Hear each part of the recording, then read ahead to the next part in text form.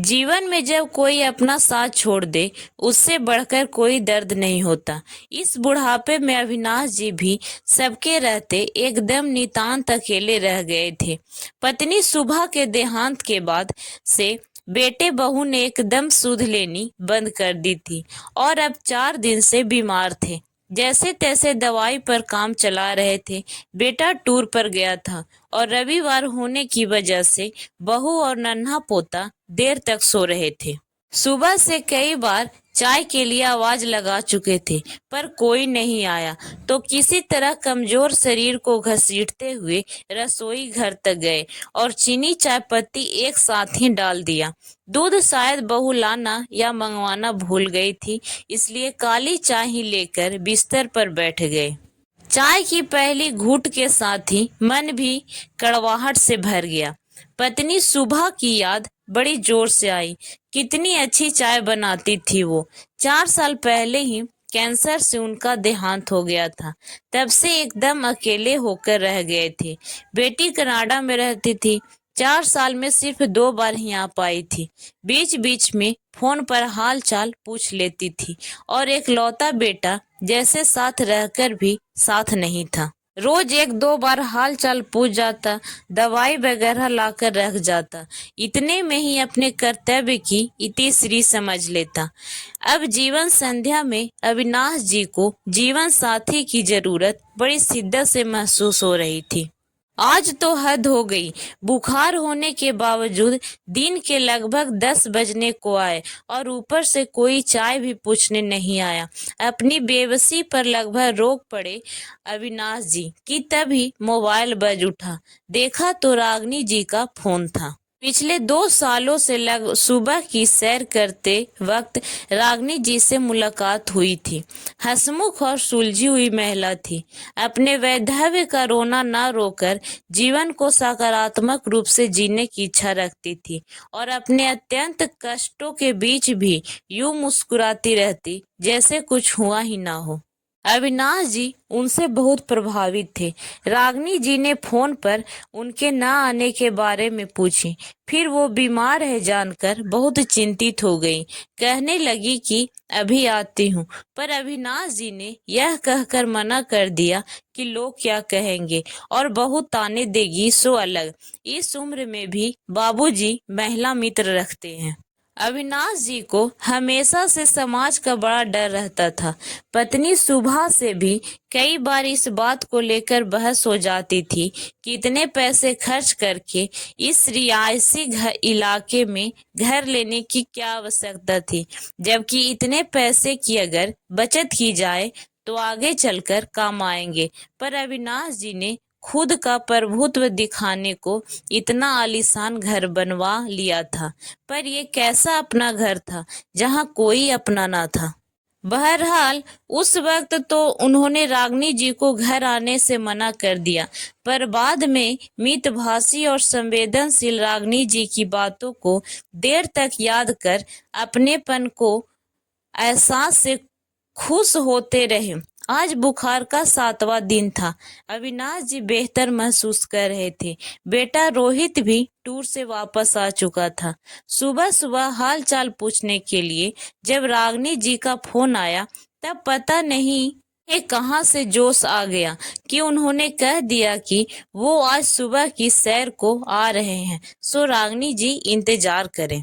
पता नहीं उनकी आवाज में कैसा अधिकार भाव था कि रागनी जी एक पल को तो शर्मा गई, फिर अपनेपन का एहसास से भीग गई।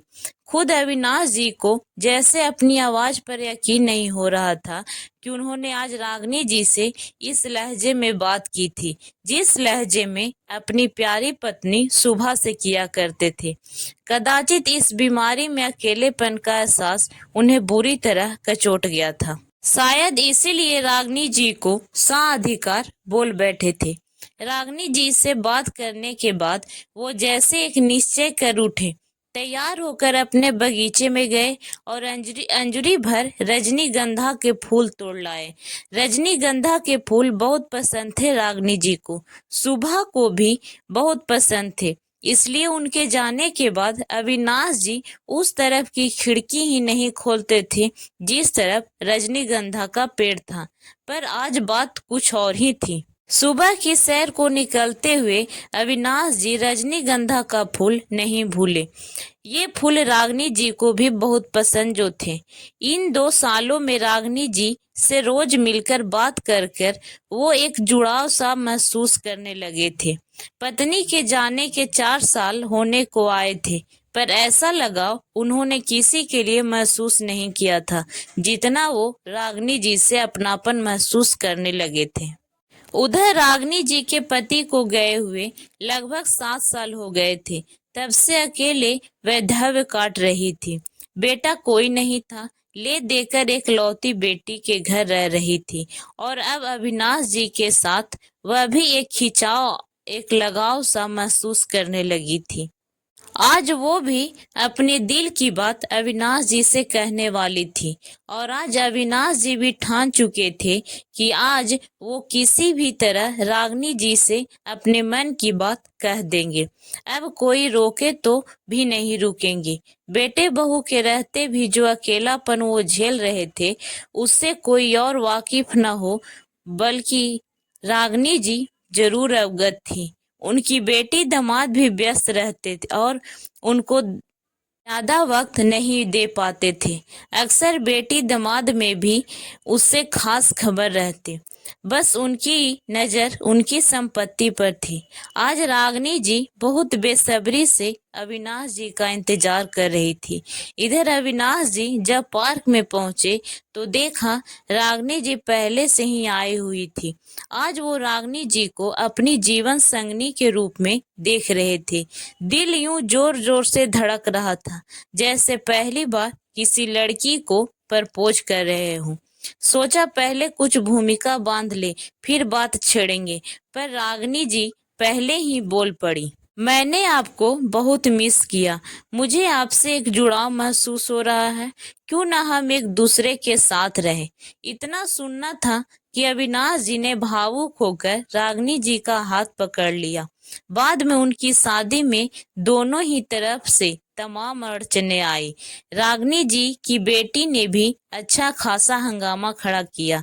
मूलतः तो वो इसलिए परेशान थे कि अब उसके बच्चे की मुफ्त में देखभाल कौन करेगा और माँ के गहनों पर भी उसकी नजर थी। इधर अविनाश जी के बेटा बहू ने भी जमकर विरोध किया था। वो तो अच्छा था कि उनकी बेटी ने उनका पूरा साथ दिया। खैर, उनकी शादी में मेहमान भले कम थे, पर उनके बीच प्यार अनहद था। दोनों उम्र के इस पड़ाव पर जीवन साथी पाकर बहुत खुश थे। उस रात फिर रजनीगंधा के फूलों की खुशबू खिड़की से आ रही थी, पर आज अविनाश जी ने खींचकर खिड़की बंद नहीं की, बल्कि देर तक रागनी जी का हाथ पकड़कर बैठे रहे। निहारते रहे चांद को, महसूस करते रहे चांदनी को और निहारते रहे अपनी नई नवेली प्रियतमा को, जो बिल्कुल नई दुल्हन सी सकुचा रही थी। वैधव्य की लिबास में उन्होंने रागनी जी के चेहरे पर कभी ऐसी लालिमा तो देखी ही नहीं थी। प्यार किसी भी उम्र में हो, इंसान के चेहरे पर एक लावण्य जरूर ले आता है और इस अतरंग एहसास से दिल तक पहुंचती है एक खुशी की लहर, जो आज अविनाश जी और रागनी जी दोनों महसूस कर रहे थे। भले ही सुहाग रात में दो जवां शरीर का मिलन न हो, पर प्यार भरे दिल अवश्य मिल रहे थे। सुबह सुबह चाय की खुशबू से अविनाश जी की नींद खुली। आज देखा उन्होंने गौर से रागनी जी को। सिंदूर लगा मत्था, आलता लगे पैर और आंखों में प्यार का अथाह सागर। सिंदूर का रंग प्रेम और समर्पण से है और भी गहरा हो जाता है। ये आज ही उन्होंने जाना था। समर्पण तो हृदय से हृदय का होता है, शरीर तो एक भूमिका मात्र निभाता है। जब रागनी जी चाय लेकर पास आई तो किसी नए उतावले प्रेमी की तरह उन्होंने गहरा गुलाबी रंग उनके गालों पर मल दिया। बदले में रागनी जी ने भी शरारत करते हुए अपने होली के रंग से रंगे गाल उनके गाल में मल दिया। उनकी इस हरकत पर अविनाश जी भी नटखट हो गए। इन्हें देखकर कौन कह सकता था कि अब इनकी उम्र हो गई। प्यार इंसान को सदा जवां जो बनाए रखती है। ये थी एक नटखट होली। आज रागनी जी को अपने वैधव्य के दिनों की कोई याद नहीं थी। वो जब भी अविनाश जी से कृतज्ञ होकर कहती, आपने मुझे सधवा बना दिया, तो वो हंसकर कहते, हम दोनों सधवा बन गए। सच में प्यार किसी भी उम्र में हो क्यों ना हो, इंसान को जीना जरूर सिखा देती है। आपको ये कहानी कैसी लगी दोस्तों? हमें लाइक कमेंट करके जरूर बताएं और भी ऐसी कहानी सुनने के लिए हमारे चैनल को सब्सक्राइब जरूर करें। धन्यवाद।